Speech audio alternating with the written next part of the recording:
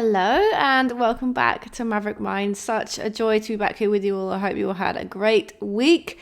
And I'm really excited to dive into this week's conversation. This is a different one. And to be honest, this week we're talking about something that I've never really heard spoken about in this capacity before, which is really exciting. And I think it's a really interesting and a new perspective. I'm really passionate about using this audio space in quite an intentional way. You know, there's a lot of noise in life. There's a lot of noise in the online world. There's a lot of noise in the podcasting space. You know, everyone and his mother's starting a podcast these days. And I really want this to be a space where we expand our creativity, feed our curiosity, and talk about things that maybe dismantle the way that we think or spark a new way of thinking in different ways. And talk about different ways we can use our creative energy and different ways we can amplify our creative energy. So this week's conversation is a really interesting one, and I hope that you enjoy it. This week I am joined by Jocelyn Bates, and we dive deeply into the intersection between grief and creativity, both using creativity to heal in times of grief and using grief to expand your creativity. Which is a really interesting lens, I think. I'm joined, as I say, by Jocelyn Bates. She is a woman of many, many talents. She is a soul art guide, Akashic Records guide, yoga nidra guide, and a human design coach. She's also in the past worked as an expressive art therapist and EFT Master Practitioner. She's been working with people for over 25 years in loads of different capacities, as you can hear, to help them find authenticity and purpose in life through creativity. She has quite an interesting and, as you'll hear, completely life-altering moment or period of grief in her life. And those who know me know that I've had my dance with grief too. So we dive deeply into that, of course. She goes into human design and what that really is and what that can look like in your life and how you can use it to, in so many different ways, to understand how you work better, understand how your energetic blueprint better, also understand how you create better, how you can navigate things like grief in your own personal way. We also, of course, talk about so many different things.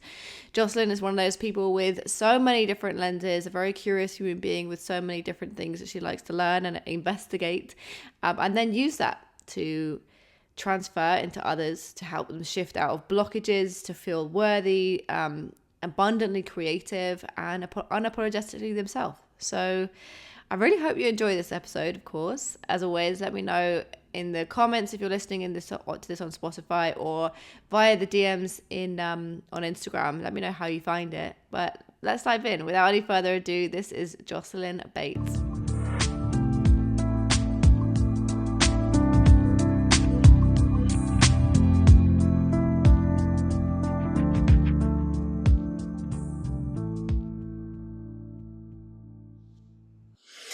Okay, a massive warm welcome to you, Jocelyn. I'm so excited to have you here and excited to hear your story, share your story, and see how the conversation unfolds. I'd love to know, to begin with, kind of like your journey through creativity, maybe like the first time you started to kind of get the intuition or you felt drawn towards anything creative. That could be in childhood, it could be later than that, and then kind of the journey toward maybe where you are now. That might be a long story, but that's quite a long story. yeah. Quite a long. No, I've always been creative. Like I was one of those. Like I when I think back, I don't have a lot of memories from when I was younger because I had a bit of trauma, and so my memory started around 7. But like I remember being in like the department stores, which were like huge when I was in the early 80s, right? And I would run around and I would jump and be with the mannequins, and I would pretend it was like a mannequin. And my parents would walk by like, what a beautiful mannequin, like, oh wow. And then I'd wait till and then I'd like try to sneak around and go to the one in front of them so they wouldn't see me. And like I think that was the beginning of me just really like embodying something, right? Just embodying like a character, right? Like that was like the beginning for me. And I always drew, I always wrote, in high school, in those, those times of high school, I wrote so many poems. I have like these little these little notebooks that I wrote of poems about people I hated and people I loved and all the relationships, and I look back and I'm like, oh my God, I'll never let these get anywhere. But I have tons of them. And then I was a dancer. At 13, I had my teen years were very crazy. I was in a domestic violence relationship. It was crazy. And the way I dealt with it, my mom brought me to Gabrielle Roth. I don't know if you know who she is, and the Five Rhythms. And Oh I yeah. did, yeah, I started dancing with Gabrielle Roth in like 1990 when I was like 12 or 13. And so that is, I still dance the Five Rhythms. So that's something that I've done, and that brought dance into my life. And then I was a modern dancer at one point, and then I went to college for musical theater in New York City. And then I just hated the auditioning. I couldn't stand being judged because of back in the 90s, Broadway was different. It wasn't as accepting of everybody. And I was a blonde ingenue with like a soprano voice. And so I got so tired of the cattle calls and being judged against people because of my body shape or something along that line. It was similar to being in modern dance as well.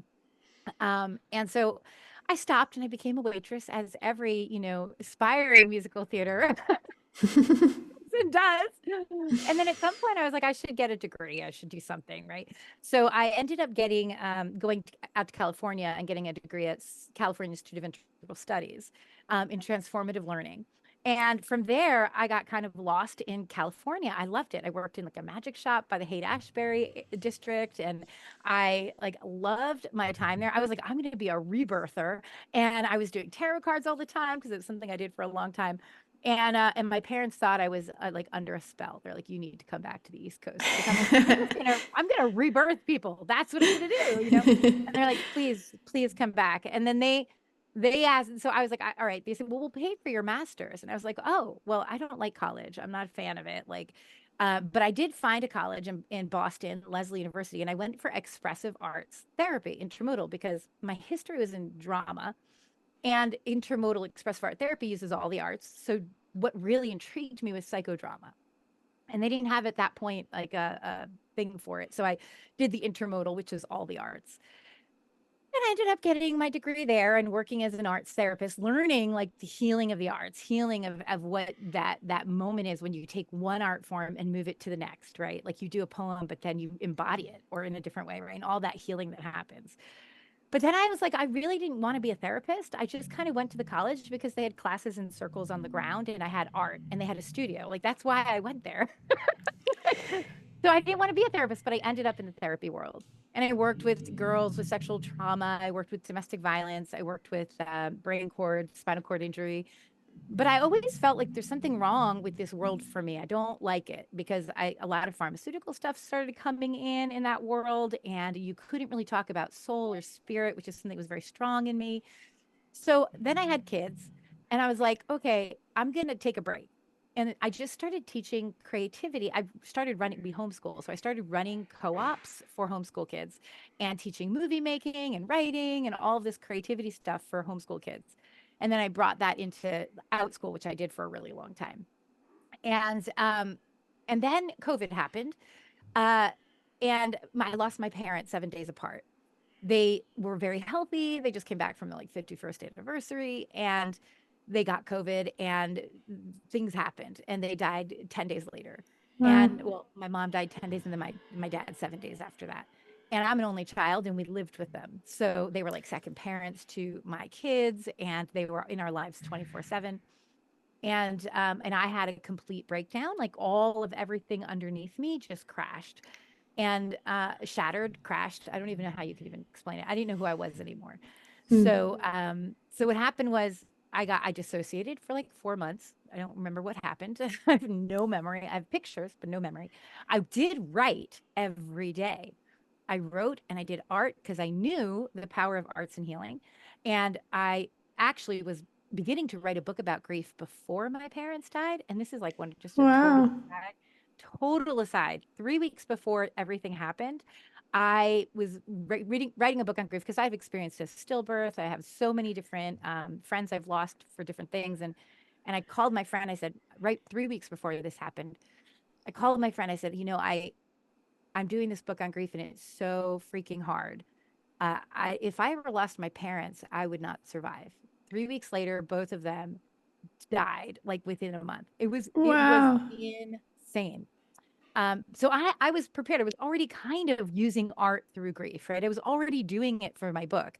So I did that, but I don't remember it. I do have the journals and the pictures and the art that I did, but I don't remember making it. Like I don't even remember where I made it or how I did it or where I wrote. Um, and then I came back into it because I came back into my life trying to embody who I am again, figure out who I am. And it was because my mom, because they died 7 days apart, it created a lot of tension with businesses and credit cards and all this. They didn't have, wills or anything. So I was on the computer constantly looking at emails. And my mom was very connected with human design, which is something I taught her about years ago. Oh, And she was very connected with one person. So I reached out to that one person because I'm like, I need to feel connected to my mom. And in that, I said, I have no money. Everything's stuck in lawyers and estates, and I need to do this though. And she gave it to me. It was like a 6 month heal your witch wound through human design course, and it was the most. It was a container of women and healing that absolutely brought me back. And what I learned about my human design then, which I kind of known, but I never jumped fully into, was the creativity of my design and who I'm meant to be. And I started to embody that. I started to like think, and I also started to look into my parents' human design and understand how they had conditioned me, not in a bad way, but just how I became who I am. And I started redefining who I was. And I mean, I'm still redefining who I am all the time. But yeah, so I did that for like a while. And then I went to another person for human design and went even deeper. I found the Akashic Records. I went even deeper. I started working with my ancestors, working with my parents on a very, very like everyday basis. And and then I found Yoga Nidra, and Yoga Nidra and is beautiful for creativity because I went through a time when the first winter after my parents died, I had like the first one I wasn't aware. I was dissociated. The second winter, everyone came out of lockdown, right? And everyone was getting sick every 2 seconds. I have 3 kids. All of them were sniffles for like 3 months. And I started to have anxiety because my parents were not sickly or unhealthy and they died like really fast after an illness. yeah. So when my kids had sniffles, I would sit over them while they were sleeping, and I would be like, "Please don't die, please don't die, please." Like it was like crazy. So my anxiety, my insomnia was crazy, and so I found Yoga Nidra, got trained in that because that like brought me back. But it also brought me back to a presence in my body where I could experience and express my creativity in like whole new ways. Um, then I started writing again my grief book. And because that was happening, I felt a call towards soul art, which is something that was I knew about when I was an expressive art therapist, but I just come out of school and I was like, I'm not doing any training. I'm done. I can't train. Like I can't be told what to do anymore. I just need to I need to fly. I need to be with my wings, people. So then I went back to soul art then because I was back into this place of learning and learning and learning. And soul art is like, if I could say soul art is like expressive art therapy would be using art on lined paper. And soul art is like, it's like expression in a blank room with all kinds of supplies of whatever you need. It's open. And when you work with someone who's guiding you, it's like you're working alongside another creative. And it's the most beautiful process. And I have been using the soul art on my journey through grief this whole time. And because I had the background in expressive art therapy, it's like it just felt so natural. It just kind of unfolded and I unravel into it all the time. So yeah, so I'm a super just creative person, always have been. It's part of my Yeah. design. It sounds, I Yeah. suppose, quite an intuitive path as well. Like I think Yeah. sometimes we get stuck on this, like, I want to be this, therefore I've got to do these things to get there, rather than actually, kind of, I feel like doing this now, or this is kind of sparking my interest. I want to explore a little bit of this, and then kind of one day see how they come together somehow, and it Yeah. becomes like a pool, and then something from years ago starts bubbling up again, and you're like, oh, actually, like, I see that in a different light now. And I think Yeah. that's a real creative path. I think it's like we're not trying to force it; it just kind of Yeah. happens, Yeah. Yeah. And in a I think way. I think my mom was like giving me breadcrumbs to follow. She was like, if you want out, this is the way. And she would just like, I feel like she whispered in all these trainings I went to, I was like discounted or given free. It was like someone whispered in their ear and was like, hey, she needs this. Like it was like, because I had no money. It's literally for 2 years, everything was in estates and lawyers and like Wow. so it was like, but it was really interesting the way it happened. I was just really what I think the big thing was I was really present. I was really working on just being present. And I was allowing my feelings to come through and I was allowing myself to express it. And in doing that, the more present I got with my body. And then things with synchronicities would show up.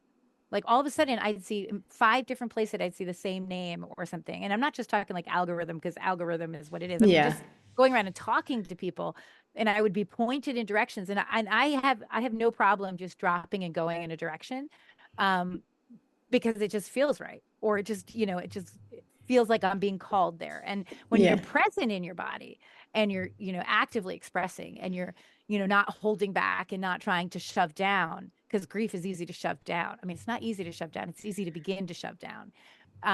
Then you can kind of feel into the flow that happens in life.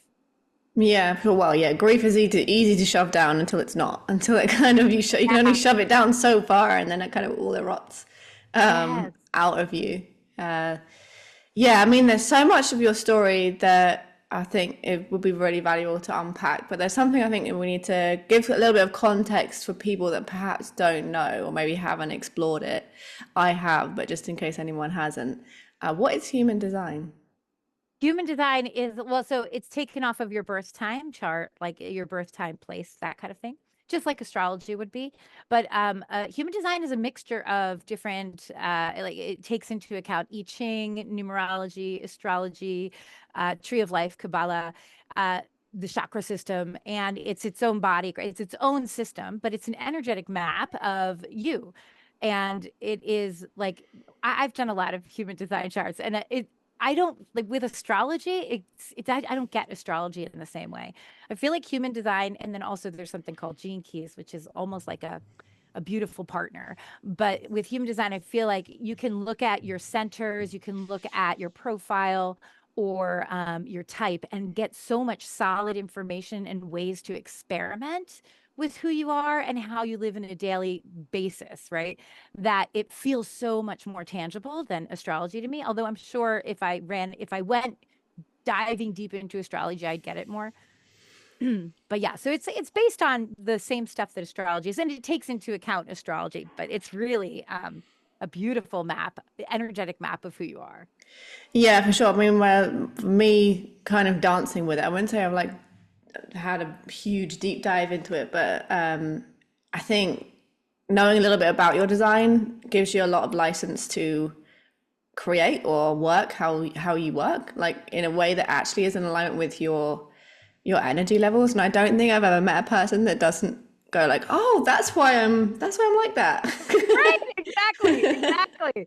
You know what it is, and as a creative, I'll say this: I before I really understood my human design, um, I always thought I was such an outsider. Like I just didn't get it. When I read my design and I started to understand it, I'm like, it allowed me to accept me for who I am and stop trying to fit in everyone else's boxes. It also gave me a clear-cut way of how to jump into and follow my strategy authority in my creative process, which is so interesting because in human design, I'm what's called I'm a 4-1 generator, quad right, juxtaposition of fantasy. That would be if anyone knows human design, that's what I am. The quad right is like the super receptive. And so if you're a creative, and I think a lot of creatives have a little bit more right than left, like you have to be receptive with your process. As a Yeah. quad right, it's all receptive. And it's like, even though I may want to really create something today, if I'm not feeling it, if it's not flowing, it's never going to happen. And it's the same as manifesting. I can't pick up a book and figure out how to manifest because I'm a quad right. I have to create it from my own center, from my own like connection to the flow. So it's funny because I meet lots of quad left people. I meet lots of people with arrows in all different directions on their chart. And it can really be helpful to understand like what environment you work well in, how your body like really generates energy from your food, to knowing that you need to have a little bit more time to make decisions, or there's all that you need naps or you don't need naps, that you know how to know when you have the energy for something to say yes. The other thing that human design does though is tell you where you're easily conditioned. So like, for example, like the chakra system is in human design and you have 9 centers instead of 7, because in human design, we had a few splits in the chakra system to double up. And there's a solar plexus center. And if you're either defined or undefined, so it's either colored or clear.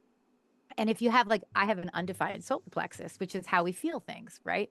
And if it's undefined, it means you don't have constant energy to your feelings. You don't have a constant connection to your feelings. You're oftentimes feeling the person next to you, or you're magnifying what they're feeling. But if we don't know, like if you have an undefined solar plexus and you don't know it, you're probably thinking you're feeling things that are not yours. And as a teenager, I didn't know, but I had an abusive relationship and his feelings toward himself were awesome, awful, awful.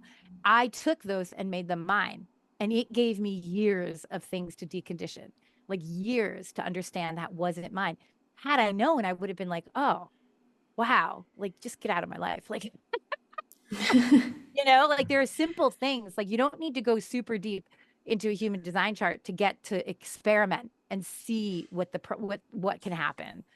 Oh, for sure. I mean, I've looked at my chart and stuff like that, and I know I can't remember all of it, but I know that I'm a 5/2 projector, and I remember like discovering what it meant to be a projector, and I was like, oh, that's why. Like I've been beating myself up for ages about just like not Yes, having the energy that everybody else has, and then I was like, you're oh, not like you're not meant I'm to. not supposed to. Oh, okay, right. Yeah.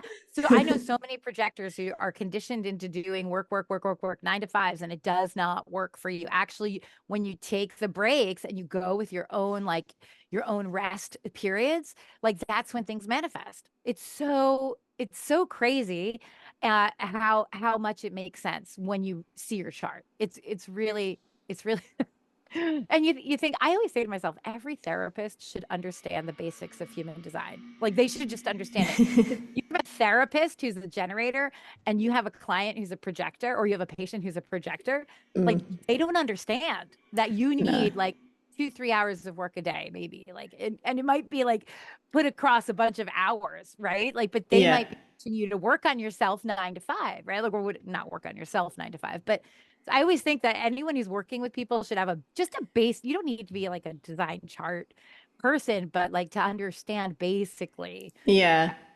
Yeah. Just like what each of the types, like on your like intake form, you have your health, do you have any Yeah. injuries, blah blah blah. What design are you? Just so What people is your can know. birthday and place? Yeah. Yeah. Do you think that it gives keys to kind of guiding someone how they personally can navigate or emotions like something like grief as well? Do you think that there's a more individualized way someone can process things? Yeah. Oh, yeah. Yeah, absolutely. Like, and the thing is, it's not like when you see a human design chart, that's all you are. Like, people believe that you are everything in that. You just have a propensity or a magnetization. I don't even know if that's the word, toward, and if you can really embody like the energy structure of you in that, or what is kind of highlighted for you, it would make it easier. But we have all the pieces of it. But like, say you're going through grief, like I know from my design, working through dreaming into the grief is something that's going to be really important to me. And when I would sit and just daydream, and another person would call me crazy, but I would daydream about the death of my parents. I would daydream different scenarios it could have been. I would daydream like really into like what was in my mother's mind when I saw her like that. Or I would just sit with it. People would think I was being crazy if they were a therapist hearing me say all this stuff. But what it did was it allowed me to understand it in a way and learn from the portal of grief. it helped me learn and see that you know what, it happened. It's not going to be changed, but what can I take from it? What can I garner from it to make what I want to make in life, make my life what I want it to be, you know? So for me, it was like daydreaming, but that's because I'm a gate 41. I have the gate of fantasy. I'm a fixed fate 4-1, right? So it's, it's interesting. Other people might, you know, have different ways depending on where their chart lies. I have being a 4-1 profile, I'm a research person. I like to be like learn everything, but there are people that don't need that. They don't need to go into their grief and learn everything about it and go through the medical records, like, and, you know everything. They need to trial and error, or, you know, they need to teach other people about it. So yeah, absolutely, for sure. I don't know if I Yeah. answered. Yeah, oh yeah, I think definitely. Like, I think so. Anyway, yeah, I mean, I think like from my own experience of grief, and then obviously my family's like people that have been around what I do for a while will know that 2 years ago my father passed away from cancer, and he was diagnosed only like 3 weeks before he passed away. It was like a super super rapid thing, and he was a really healthy, kind of similar to your parents, I suppose. He was like cycling 12 kilometers a day, and he got lung cancer out of nowhere, even though he hadn't smoked for 25 years. But still, because he had smoked at some point in his life, he still got it. And like watching each member of my family grieve in a different way Mhm. was really interesting for me. And then also like since then other family members have died, or like friends of mine have gone through grief, and then like seeing how they process it. I think it's all about obviously, as we said earlier, not suppressing it, and like being brave enough to turn toward it rather than away from it is Mm. a hard thing for a lot of people, I suppose. Yeah. But it is interesting and kind of mystical, I suppose, because this is something that happens to all of us at some point, and how do we kind of dance with that in our own way, and how do we then, as you know, I'm sure you've experienced and a lot of people describe grief perhaps quite a long time after the person has died as this sort of thing that they carry with them, like, you know, like another arm or something, and it's sort of decorating that third arm in whatever way kind of works for you, I suppose. I feel like with grief, one of the things one of the things that I found through grief is it is a lonely experience, because no one will grieve how you grieve, and no one will have the same relationship you have with anybody else. But it's also universal. No one's getting out of here without experiencing it. It's just a fact of life. Like grief is something that happens. And I found that grief, and I don't think you ever heal from it. Like I think we are constantly healing. We're constant, and we can constantly learn from it. That's the other thing. But the idea that grief, when we have like a deep grief, and it doesn't always have to be a death, but our heart breaks and opens, or, you know, the chasm opens. And I think those are the moments that we can, even though it's like you got to grab your balls and walk to it, like it's like in that moment you have the biggest opportunity to actually do things and shift things, because the guard is down in that moment. And so you can go into it, even though it's hard to actually look at it and step into it at the moment that it's there. I don't think it's like you only have a minute to do it either. But in like, because when you have grief, your heart breaks open over and over again. So any of those times you can choose to stare down the chasm of it, and you know, say, okay, I'm open at this moment, and what do I want to shift, and how do I want to use this? Because you know what, it happened. It's not changing. You know, you might as well move with it. And some our culture is really awful at grief, like really awful at grief. Uh, in general, we expect people to go back to work. You know, I remember after 5 months of grief, people were like, why aren't you back to yourself? Why aren't you doing this? Why aren't you doing that? And I was like, you need to leave. Like, you're not healthy for me. Oh yeah, exactly. I totally remember that as well. After the funeral, everyone thinks like, "Oh, well, that's done. Like, you should be fine now." It's like, no, actually, for the people that are like the closest to that person, that's only the beginning. Yeah. Yeah. I mean, this in 4 or 5 months, I hadn't even remembered anything yet. I Yeah. hadn't even stepped back into myself. And I think parental death, and you maybe can speak to this too, like the parental death is a way different thing. I'm not going to compare good or bad or right or wrong or big or small, No.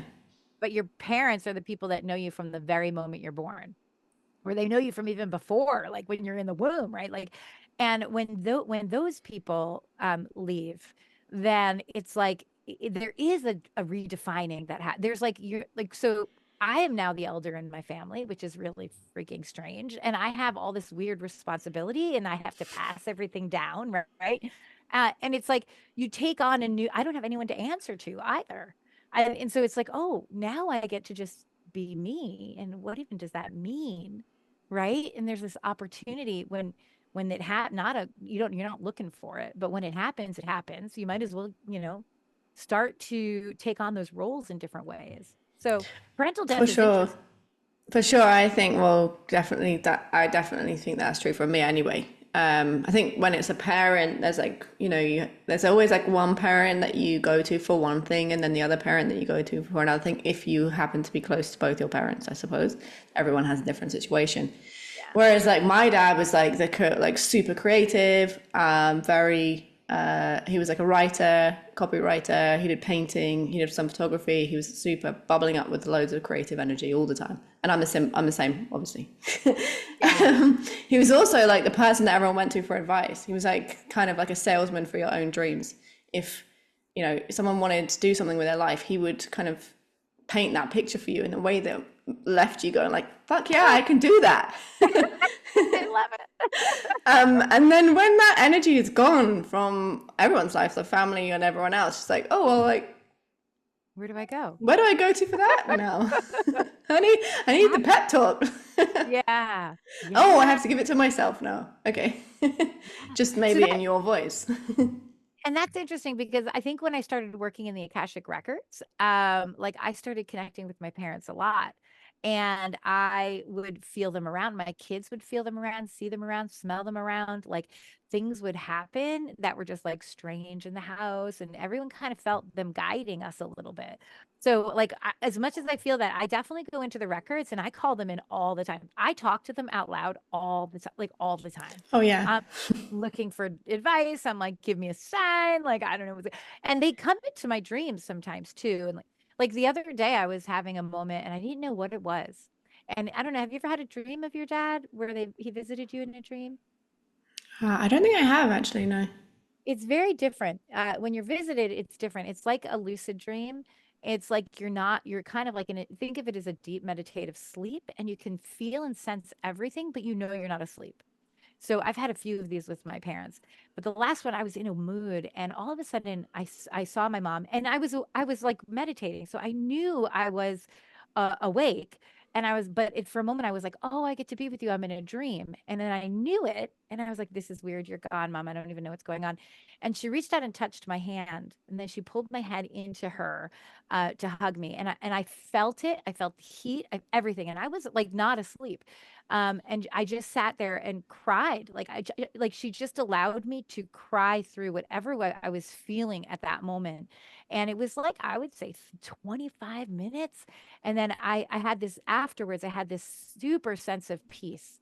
Like I was just like she was just helping me let go of something I was holding on to. So those are really cool things when they happen. And like you can call that in, you can, but you just have to be aware of how to do it and be aware how to sense energy, because they're always Yeah. around to talk about them.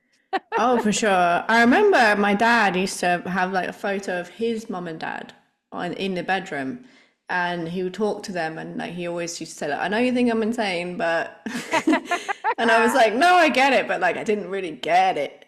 Like now I get it. Like I talk to him all the time, and then like yeah, there are sometimes if I'm going through something, I can really, really feel him there, or even like Yeah. hear him sometimes. It's very Yeah. strange. Yeah. But the thing I suppose that's different between you and I is that actually after my dad died, I didn't create anything for quite a while. Whereas Mhm. you had that kind of using your creativity as your process. So I'd really love to hear a bit more about that if you can. Yeah, so I was already, doing the writing and creating on grief before all of that happened. And I literally was teaching writing, creative writing. So I didn't miss the day of my parents' funeral. I taught a class in creative writing at an out school. I did not stop because I knew that if I stopped, I would stop.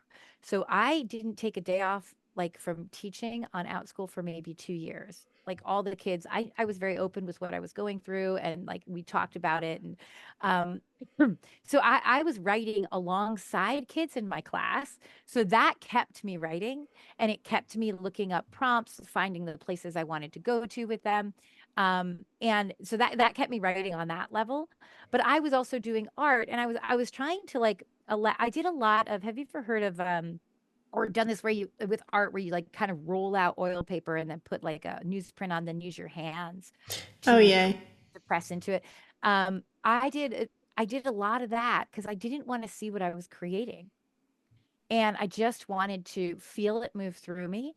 And often I would layer, like I would do a canvas, and then a week later I'd layer it again. And then a week later I'd layer it again.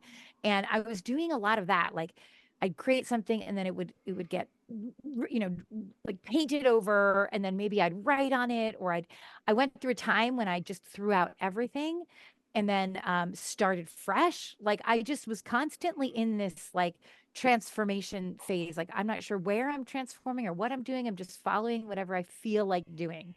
And one of the things that I would do is I had music, and I created a playlist.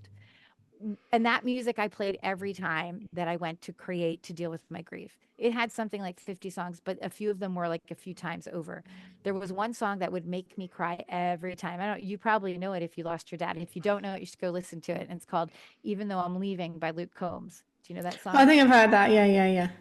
That one gets me every time. And then there's a bunch of other ones that I had in that playlist, so that when even if I wasn't feeling into the grief, but I knew I had a moment to go express, I would put that playlist on, and I would bubble it up, and then I would start moving into whatever I was creating. Because there's also the danger in grief of hardening up, right? Because it's easy. It's easy. Everyone wants us to harden up. They all want us to like be back to ourselves. And the thing is, you're not the same person. So you can't go back to yourself. You just go back in a harder version of wherever you were, So it's like, I don't know if you experienced, I lost a lot of friendships after a lot of people couldn't handle me after they died. Not that I was a problem, but I don't think they could handle the sadness that was, they all knew my parents. Like so I lost a lot of people. And, and I would get into this place of, uh, I didn't want to get hard. So if ever I felt like I was holding on to something, I'd go listen to the music that elicited it for me, so I could let it up, so I could release it. And so that was a really important. I had that playlist at all times on me, and whenever I could create, I would do that. And I just kept writing and creating.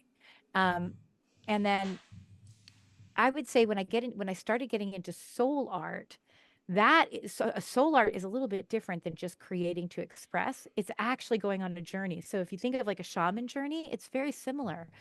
It's like I mean, it is a shaman. In my mind, it is a shaman journey, because you're creating an intention that's like you travel the maze of whatever you want to go into, and then you lift the fog and you find that intention. And once you have that intention, a piece of you goes into that journey, and you follow it. You body map or energy map, and then you go into creative expression. When you go into the creative expression, you let go of everything. You forget the intention, and you allow your soul and spirit to speak through your creative expression. And then you go back to your peace, and you find the insights from your soul, and then you find a spirit action. So when I got into, before I was doing the soul art, I was just expressing because I was afraid it would get stuck, right? That's what I was afraid of. I don't want it to get stuck. That's how you get sick. That's how you get, mental illness, all kinds of stuff. And so I would just, express, express, express, but I wasn't expressing it to something. Does that make sense? Yeah. I wasn't I wasn't funneling it or putting it anywhere into an expression to transform it and change it. And once I found soul art, I've done so many journeys now. A journey can take anywhere from a day to a week to a month. And having the intention and the spirit action, once you finish the spirit action from your journey, your energy comes back to you to transform. And that began now after doing all these journeys, it's like I'm really shifting and changing the energy around me, and really understanding and really developing what I want to be and who I am. But it's because now I've taken that expression from my grief, I've placed it into journeys to really dissect it in different ways and see how I can use it through the creative expression. And it's really like, I know it kind of sounds weird, but it's like when you go into the creative expression, it's almost like we were talking about before. It's just like following the flow. You're just like, I play. Like, what was it? Yesterday, I was doing a soul art journey, and it was about my inner family. So it's like the wise sage, the inner child, the inner father, inner mother, and I thought I was going to sew. I felt the calling to sew. I am the worst sewer in the world. Like I know how to turn on a sewing machine, but that's about it. So I started sewing and picking out fabrics for each of these parts of my family. And then at one point, I'm like, I'm going to put it on. And then it looked awful. But I'm like, I can put this dress into a skirt. And I made it into, I put this like bra on that was like a strapless bra. And then I felt something when I put it on. I was like, oh my God, I feel like powerful. And then the little inner child in me picked up a paintbrush, and I'm like face painting, a body painting with acrylic paint, which is never any fun to get off. But like and then I was like, oh my God. And then I was like, and then my warrior came out. I'm like, take pictures. And then I found all these warrior faces with this like face paint. And then I created like this soul art piece from it. And I realized my insight from that was that my dad used to be a warrior. He would stand up for anybody when he was a brother and a son. He went to Vietnam and was blown up and had a lot of PTSD. And he was never able to be a warrior for me. It's something had happened when he had all of that loss that he couldn't be a warrior for me. And I have this crazy wild inner child. Like my inner child is like, she's wild. And like, I don't know where she belongs, but she's wild. But my inner child loves that warrior piece of me. And it never got to play. My inner child never got to play with like that inner father in my real life. I know it's kind of esoteric what I'm talking about, but what I realized from this was that I have the high intensity vibration of both the warrior and the inner child, and they're opposite, but they're the same. And I got to play in that, and I'm feeling this power of that. And I'm on to my next soul art journey to express that now. So it's really cool. Wow. You actually get to like, you have your intention that funnels it. So with grief, it's a beautiful process. It's a beautiful process. Wow, yeah, it does sound like I suppose a more intentional, or as you say, slightly more esoteric in a way, I guess, version of like how the creative process, I think, really thrives best. I don't want to say should be because I don't like that word should, but everyone has a different creative process. But it's the way that creative energy thrives best is kind of maybe having a intention or inspiration of something, but when you go to actually create, letting go of all of that and just allowing whatever it is just to come out in the whatever way it's supposed to come out. And I think a lot of creatives, especially ones that have been to like university for some kind of creative thing, fine arts, or I went to fashion school, you get conditioned into everything needing a meaning, and you need to like do your sketchbook and show why you're creating this, and everyone I think has to have a meaning to it. But actually, yeah, you can have inspiration, yeah, you can have a meaning, but the actual act of making something is play. It is Yes. just Yes. like messing about with something and kind of seeing what happens or where that Yes. journey might take you. That's so funny because I like talk about synchronicities. That was like my major insight from my soul art was like my process is to go really deep and research the meaning of what I want to create, like the symbolism, like really get it, right? And then I need to wear it and forget about it.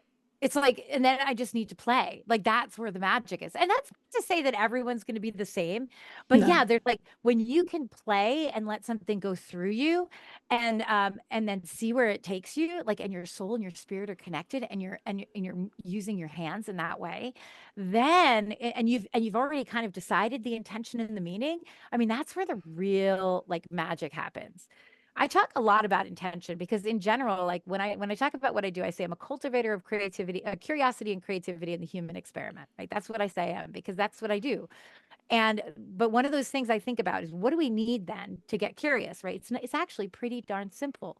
You have to have an intention because you could go for a walk and you don't have any intention, right? You're just going for a walk. But yet you could do the same walk with the intention to understand your grief, to find beauty, to get more flexible or more, and no matter what your intention is, you're going to find more than if you just go for that walk, because you're opening up that door. So intention, right? Just getting curious and asking questions, and then just playing in creativity. I feel like that is like the simple, beautiful, I don't know, equation for healing in this world, you know? Yeah, for sure. And I think it's sort of dropping something that a lot of us get stuck on, and that is perfection or wanting things to, or being attached to an outcome. Yeah. So you're being super attached to this next painting or this next song I'm writing has got to be the big hit. It's got to be like the next thing that's going to unlock everything for me, or it's got to look perfect as it is in my brain, which, by the way, it never looks as it does in your head, ever. For sure. If you're like a creative visionary human, I genuinely believe the imagination in your mind is always like a few steps ahead of your craft talent somehow. Yeah. You have to kind of always be kind of trying to catch up to that, and that doesn't mean that what you make is not good enough. It just means that your vision is always one step ahead, because it's a vision, right? It's a forward thinking thing. Yeah, absolutely. Well, and so many people, I talk about this all the time because I run stuff on Insight Timer for creative writing, and I've been teaching kids for a long time. So the thing is, and writing's a perfect way to look at it, because writing, so I believe in any art form, what you have to learn is how to express. You don't necessarily need to learn, go into depth in each technique of everything, right? You have to learn how to feel, to be present in your body, and to like know what you want to express, right? To feel it, and how to kind of give it a voice in whatever art form. But what happens is we go to school, and in school you're taught, oh, this is a sentence structure, this is grammar, this is you did not spell that right, or this is what you don't have any meaning in this part of, and that's what we learn. So when it comes to like trying to get to the stories that we hold within us, we're those external rules and all of that grading that we had, and we're like, oh, we're not good at that, we're not good, that's already there. So how are you supposed to turn on the faucet of your creativity when you're already putting like constraints on it, And with art, I always say to people when I'm talking about art, I'm like, don't you guys, when you're a kindergartner, what they should do is just literally throw out supplies on the floor and give them a blank room and just let them go. But what we do is we're like, here's a handprint, and you put the head here to make a turkey, and you put the wings here, and then or they teach you the snowman. Here's 3 cotton balls, put them stacked one on top of the other, and kindergarten is an age where we're supposed to like just experiment. We're supposed to paint ourselves and, whatever we do, So it's funny because we have so many external rules. We've learned so much about what is right, what is wrong. A lot of I watch lots of like art things on social media just because I find it very relaxing. Like whenever people pour paint or like, Oh yeah, love that. but social media is one of those places where it's like, it's full of technique. It's Oh full yeah. of technique. You can watch like a few poured paint things, look up what the correct, things you need to paint with, right? You don't need to take a course in it. Just play and see and get some random kitchen utensils and see what you can do with them, But we get taught like, because people want to sell their technique or their ability to do something. That to me is not creative in the same way. I mean, it's creative in trying something new and playing a little bit, but it's Yeah. following. Yeah, I suppose it's like creative in a like crafty way, I suppose. Like you're still Yeah, there making you go. something, but is it like the full potential of what that creative act could be? Like no. Yeah. But I suppose it maybe serves purpose for like a certain pool of people that want to dabble in creativity, but maybe aren't yet connected to themselves enough to like fully go there It with is a their good way to idea. have fun. I would Yeah. imagine it's a good way to have fun and connect with connect with a style of doing something. And then maybe Yeah. from there, like I have a friend who wanted to be an artist. And so she started with watercolor classes. And it's been like a year, I think, or about a year. And now she's like really experimenting with watercolor outside of the technique because she feels comfortable with it. Right. And now what's coming out are her expressions. Right. Mm. Now you can really see her in her watercolors because she feels confident in it. So it's like so you did a fashion. You should have seen this thing I sewed the other day. I would need to take a few classes in how to use a sewing machine. Unless you're looking for some random stuff. But I would have to learn the basic techniques, right? Like and then if there's something that it connects with me that I'm like, oh my God, that stitch is amazing. Like I want to do that. I would have to go learn that. But then I still have to play. I still have to play with it. I think it's all Yeah. in child work expression. Oh, for sure. Yeah. And I think getting people, especially adults, into doing things creative, it kind of has to go through that more crafty route of like starting to take classes or something. Like here in Barcelona, there's quite a lot of places where you can do like painting and have carver or something like that. And they Oh give yeah, you, yeah. it's sort of like what looks like a paint by numbers Frida Kahlo. And it's like a little canvas you get to go home with and you sit and drink kava, but it's quite a cute little thing and it's like a fun thing you can do with your friends. But it's a gateway, I suppose, for some people to start to just get into their body in the way of using their hands to make something, to Yeah. like, and trust, because there's so many people that arrive or walk through life thinking like, well, I'm not creative, I'm not a creative person, or I'm not an artistic person. And actually, like, no, actually everyone has that within them.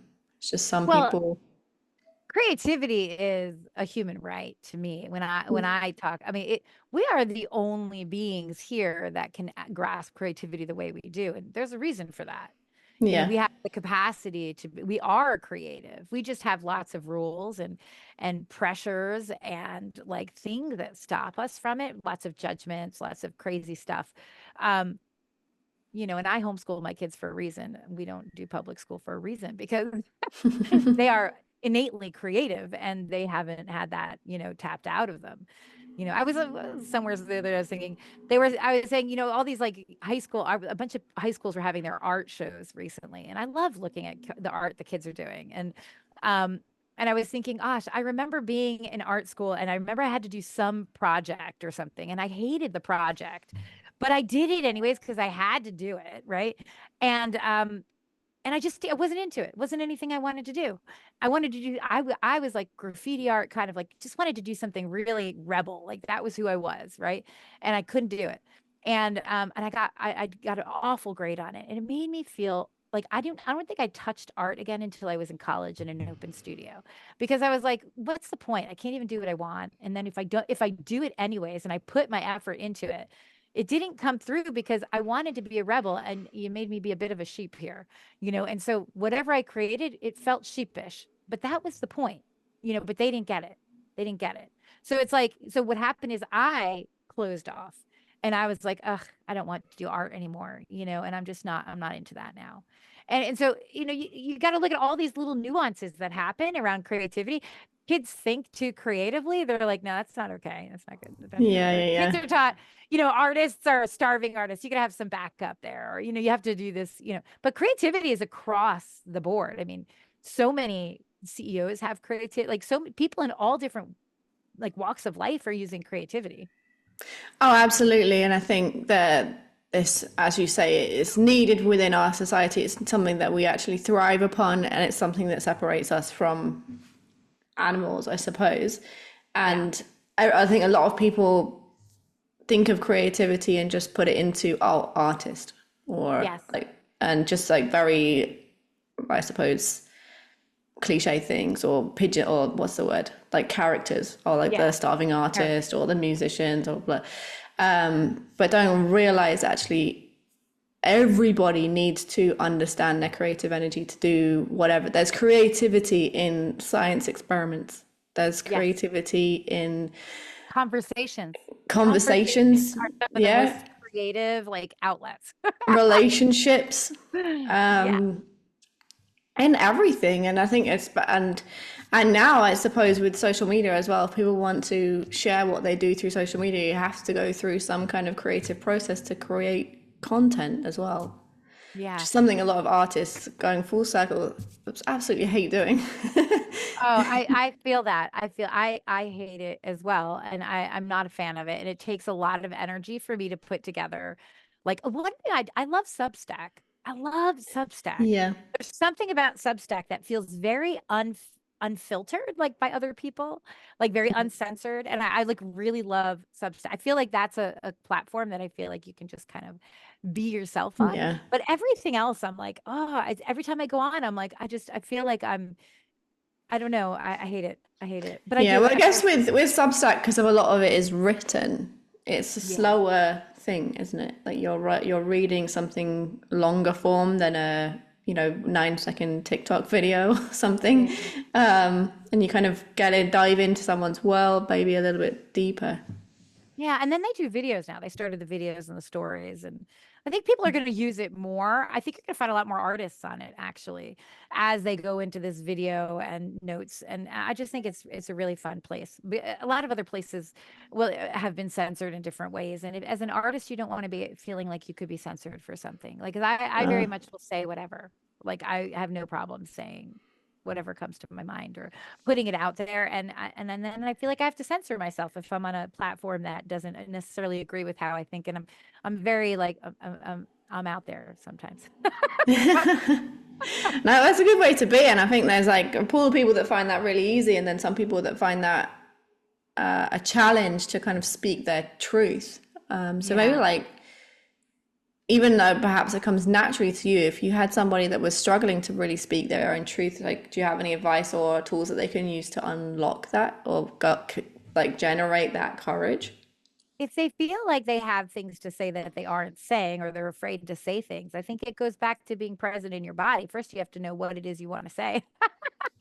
Yeah. You got to get present in your body. One of the way to get, in present in your body is, mindfulness stuff where you're just like really like feeling into like the sensations of your body, your five senses, like going for a walk and really focusing on specifically. One of the other days I put I wanted to play with my like play like what I was doing on a walk. So every 5 seconds I had my phone go off and I switched the senses I was paying attention to.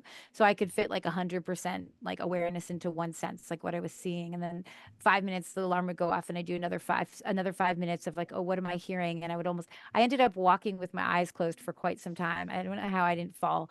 But I started to close off one sense, open up another sense, and just all of that, like, and then just this awareness of being like with yourself in a moment of emotion. So like you kind of have to maybe someone have you if you're by your if you're in a relationship, someone can remind you at that moment, like when you're feeling something, if like you're with somebody and that person is like, you're in a weird mood today, like why don't you check in? And then just start to feel like what that feels like in your body. One of the things, if you feel like you're really cutting yourself off, is to work with your inner critic, because that's who's doing it. That's the judgment and the thinking that's doing it. So, like, even, giving your inner critic a voice, write it out, talk it out, speak it out. I always like to speak in front of oceans because I feel like no one can hear me, which could totally not be true. But I feel like when the wind of the ocean is coming at you, I know I can't hear myself. So I'm all good. Yeah, I feel that. Also, I suppose it's like that vast expanse. Being near the ocean always reminds us how small we are, I think. Yeah, yeah. So like, but finding a way to express your inner critic, and sometimes if you feel so, here's the other thing. We were talking about human design earlier. You might be, if you're not speaking your truth all the time, you might have an undefined throat. And so you end up talking like things and speaking other people's words and having too many words, like people with an undefined throat. They need to sit and think through something before they say it. And that's going to be their power punch. Whereas me, who I have a defined throat, if you can tell, I'll just say anything. I'll just talk, like I just could keep going for hours. I don't have to worry about that in that way. So looking at your human design chart too could be a great way of doing that, knowing where you've been conditioned.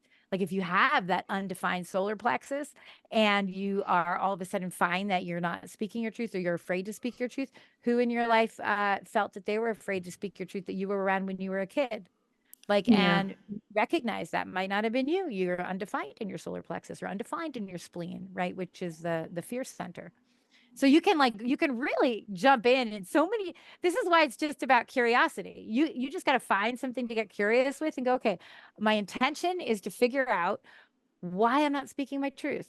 And I'm going to do it through going on a walk, or I'm going to do it through looking at my chart, or I'm going to do it through, I'm setting the intention and then I'm going to pick up a paintbrush and ink and I'm just going to let my hand go. Right. It's like you can go into so many different, like so many different angles into the same thing.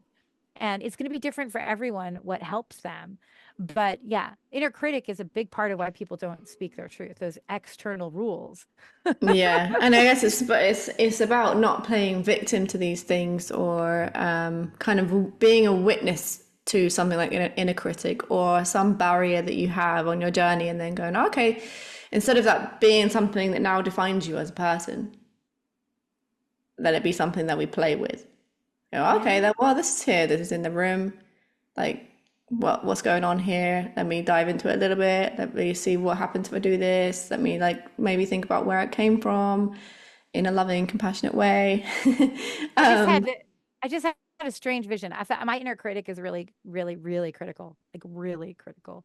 And I just thought to myself, man, I should like dress up like my inner critic and go to a town I don't know and just go out as my inner critic and judge everyone and see what an ass I am. Because do that. I'm going to be like ass, like get that out of my I head. love that. I think Like, that would actually be a really funny thing to do, because like we're probably within a 5 minutes or something, this voice that you normally kind of allow to rule your life would probably sound ridiculous. right? I think I might have to do. I mean, I'll have to go at least 15-mile radius away. 'Cause people know me, but Yeah. like, but to like literally play like that, I mean, just to go and like be like in a place that no one knows you, and Yeah. bring cash. Don't use a credit card, right? Like Yeah. no one knows your name, and just be and sit and be in your inner critic and feel what that feels like. Because I mean, you would probably look at it afterwards. Like this. Yeah, so Gabrielle Roth does that. When years ago I went to visit her in California to do one of her workshops called the Mirrors, and we had to take our egos and put them on stage and literally like exaggerate them to the point where everyone was like laughing at you, and but it was not you, it was like one of your ego characters, right? And it was such a freeing experience to like embody it in a way and then just exaggerate it to the point where you're just like, are you kidding me? You know?